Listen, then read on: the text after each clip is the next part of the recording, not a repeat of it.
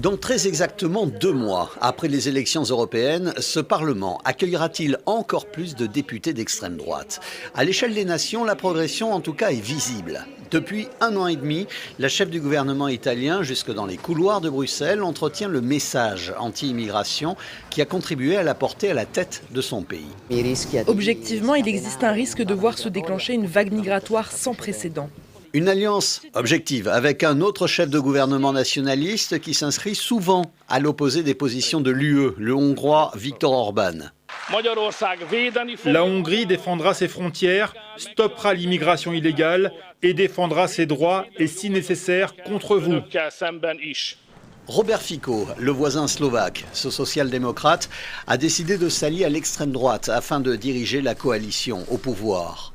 L'Europe a été à 2 doigts de compter un 4e dirigeant nationaliste, en la personne de Geert Wilders aux Pays-Bas, dont le parti, à la surprise de tous, a placé à la fin de l'année dernière 37 députés au Parlement. Un nombre de sièges insuffisant pour obtenir le poste de Premier ministre, mais qui lui permet d'être aux avant-postes dans la prochaine coalition du pays.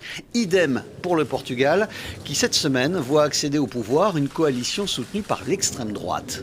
En France, désormais, les sondages donnent vainqueur au second tour de la présidentielle de 2027 la figure tutélaire du Rassemblement national, Marine Le Pen. À l'échelle européenne, voici concrètement ce que représente l'avancée des partis d'extrême droite durant ces 15 dernières années.